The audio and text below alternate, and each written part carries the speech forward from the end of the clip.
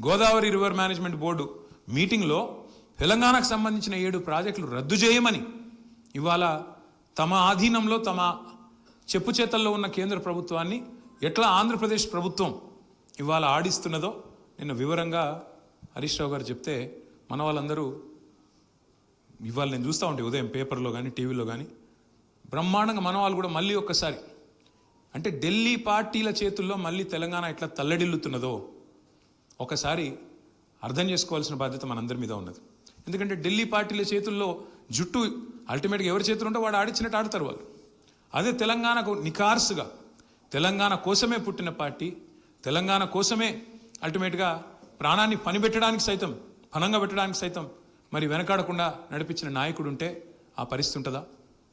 ఇవాళ పార్లమెంట్లో, భారత పార్లమెంట్లో, లోక్సభలో ఒక బీజేపీ ఎంపీ లేచి తెలంగాణ ఏర్పాటును పాకిస్తాన్ ఏర్పాటుతో పోలిస్తే ఒక్కడన్నా మాట్లాడిండా లోక్సభలో? ఒక్క కాంగ్రెస్ వాడు, ఒక్క బీజేపీ ఎంపీ ఒక్కనికన్నా రేషం ఉన్నదా? అదే అక్కడ గులాబీ జెండా కప్పుకున్న మన ఎంపీలుంటే పోయి గల్లవట్టకపోదు ఏం మాట్లాడుతున్నారో నా కొడక అని. ఒక గది తెలంగాణ గురించి జయశంకర్ సార్ శాసించి సాధించాలన్నది గది. ఆయన ఆలోచించింది, ఆయన కోరుకున్నది గది. కానీ ఇవాళ దురదృష్టం మళ్ళీ ఒకసారి తెలంగాణ చివరికి మళ్ళీ ఇంత సాధించి భౌగోళిక తెలంగాణ సాధించుకున్నా మళ్ళీ తిరిగి సామంతులుగా బతకాల్సిన పరిస్థితిని ఢిల్లీకి కప్పం కట్టుకుంటేనే బతికే ముఖ్యమంత్రులు, ఢిల్లీ చుట్టూ చిప్ప పట్టుకొని తిరిగే మరి అసమర్థ నాయకులు, వీళ్ళ వల్ల మళ్ళీ తెలంగాణ ప్రజలు కూడా తల్లడిల్లిపోయే పరిస్థితి వచ్చింది. ఇంకొక మాట కూడా మీకు ఈ సందర్భంగా నేను చెప్పాలి. ఇవాళ ఉదయం నేను ఒక ఫోటో పెట్టిన సోషల్ మీడియాలో. నాకు ఆ ఒక ఉత్కృష్టమైన సందర్భంలో ఒక మహా అనుభూతి అది. నవంబర్ 29 కేసీఆర్ గారు దీక్షకు దిగిన రోజు 2009. కరీంనగర్ నుంచి బయలుదేరి సిద్దిపేటకు పోవాలి. పోయి అక్కడ కేసీఆర్ గారు ఆమరణ దీక్షకు కూర్చోవాలి. కేసీఆర్ సచ్చుడో తెలంగాణ వచ్చుడో, కేసీఆర్ శవయాత్రన తెలంగాణ జైత్రయాత్రన అంతటి తెగింపు ప్రదర్శించిన ఒక మహా అద్భుతమైన సందర్భం అది. తెలంగాణ సమాజం మొత్తం నిట్ట నిలువున మరి తెలంగాణ కావాలన్నా వద్దా అని తేల్చుకొని ఒకవైపు బరిగీసి నిలబడ్డ సందర్భం ఆ రోజు సార్తో పాటు, కేసీఆర్ సార్తో పాటు అదే కారులో నాయన నరసింహారెడ్డి గారు, జయశంకర్ గారు, అట్లాగే కెప్టెన్ లక్ష్మీకాంతరావు గారు అనుకుంటా, లేదా రాజయ్య యాదవ్ గారు అనుకుంటా, అందరు కలిసి కారులో బయలుదేరి పోతా ఉన్నారు. అల్గనూరు చౌరస్తా దగ్గర కరీంనగర్ దాటంగానే, మానేరు దాటంగానే అక్కడ ఆపిండ్రు. మా కారులన్నీ మానేరు బ్రిడ్జ్కి అవతలకి ఆపేసిండ్రు. పోలీసు వాళ్ళు ఎక్కడికక్కడ బ్యారికేడ్లు పెట్టి ఆపేసిండ్రు. మేము దిగి ఆ బ్యారికేడ్లు నూకేసి అటు ఇటు చేసి బండ్లను ఆపింది కాబట్టి దిగి ఉరికొచ్చే వరకే కేసీఆర్ గారిని అరెస్ట్ చేసినారు. మేము ఆ బ్రిడ్జ్ దాటే లోపలనే కేసీఆర్ గారిని అరెస్ట్ చేసి వరంగల్ వైపు వేగంగా వెళ్ళిపోయినారు. మేము ఆడ చేరుకునే వరకు కరెక్ట్గా ఆ హడావుల్లో వాళ్ళు జయశంకర్ సార్ని అక్కడనే వదిలేసింది పోలీసు వాళ్ళు.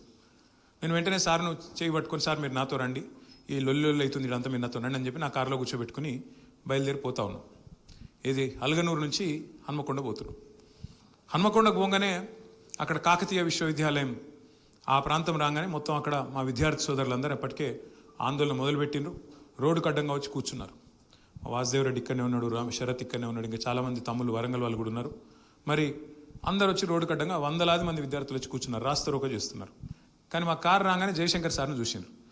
సార్ కారు వచ్చింది, సార్ను పోనీ అంటే నేను చెప్పిన సార్ మీరు వండి సార్, నేను వస్తాను, నేను వీళ్ళతో కూర్చుంటా అని చెప్పి సార్ను పంపించి నేను వాళ్ళతో కూర్చున్నాడు. కూర్చోగానే కొద్దిసేపటికి అరెస్ట్ చేసిండ్రు. ఒక 20-25 నిమిషాలు అరెస్ట్ చేసిండ్రు. అందరినీ వ్యాన్లో నూకిండ్రు, డీసీఎం వ్యాన్లో నూకి చలో లేజావు ఇంకో అన్నారు. పోతున్నాం. ఇక కరెక్ట్గా జయశంకర్ సార్ ఇంటికి వెళ్ళిపోయింది. హన్మకొండ చౌరస్తాలో వారి ఇల్లు. ఆడ పోగానే మా అదృష్టానికి ముంగట బాగా అక్కడ కూడా ధర్నా అవుతుంది. మళ్ళీ హన్మకొండ చౌరస్తా అక్కడ పెద్ద ధర్నా, రాస్తారోకో, మొత్తం ఎక్కడోళ్ళు అక్కడ కూర్చున్నారు. కూర్చోగానే బండి ఆగిపోయింది.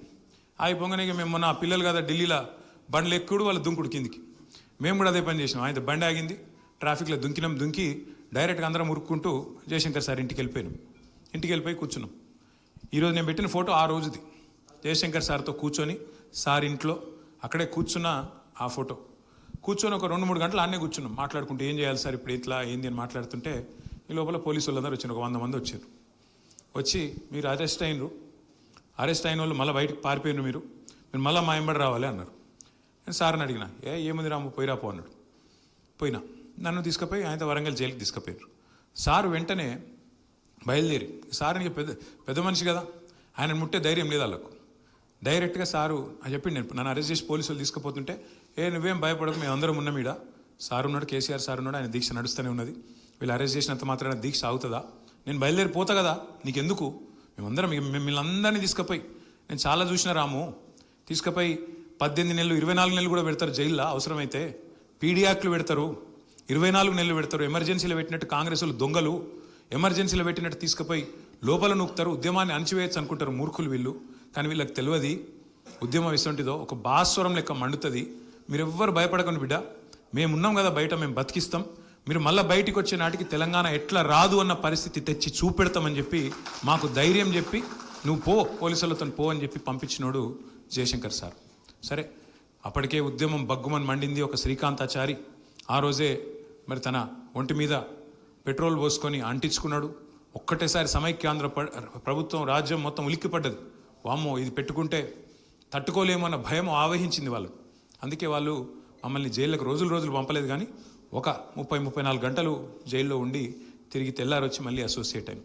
ఇదంతా ఎందుకు చెప్తున్నా అంటే, ఎంత గొప్ప మనిషి ఆయన అంటే, 1900 చాలామందికి ఢిల్లీలో, ఎందుకంటే మనకంటే తెలుసు ఎంతో అంత, నిజంగా తెలంగాణలో కూడా చాలా మందికి తెలియదు.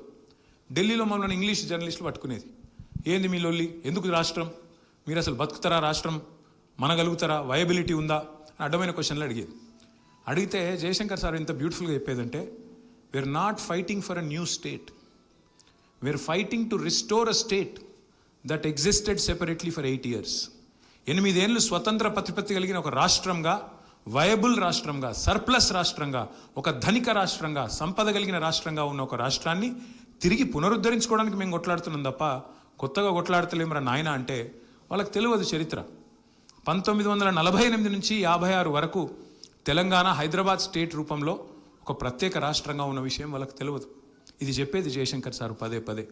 జయశంకర్ సార్ చెప్పేది, అయ్యా మీకు తెలియదు, 1952లోనే ఫజల్ అలీ గారు, justice Fazal Ali, Supreme Court judge, ఆయన మొదటి రాష్ట్రాల పునర్విభజన కమిషన్కు చైర్మన్గా ఈ హైదరాబాద్ రాష్ట్రాన్ని ప్రత్యేకంగానే ఉంచండి, దీన్ని కలపకండి అని సిఫారసు చేసిండు అని రిపోర్ట్ ఇచ్చేది. అది కూడా వాళ్ళకి అర్థం కాకపోతే ఆయన చెప్పేది ఆ రోజుల్లోనే, అయ్యా మీరు అనుకుంటున్నట్టు ఇది భాషా ప్రయుక్త రాష్ట్రం కోసం ఇక్కడేం ఆందోళన జరగలేదు, ఆ భాషా ప్రయుక్త రాష్ట్రం కాదు, తెలుగు వాళ్ళకు ఒక రాష్ట్రం ఉండాలి, మేము తెలుగు వాళ్ళం వేడిపోతామని చెప్పి ఆంధ్రులు ఆనాడు పొట్టి శ్రీరాములు గారి నాయకత్వంలో మద్రాసు రాష్ట్రం నుంచి వేరుపడేందుకు చేసిన పోరాటం అయ్యా, దానికి మాకు సంబంధం లేదు అని డాక్యుమెంటరీ ఎవిడెన్స్తో సహా చూపెట్టేది.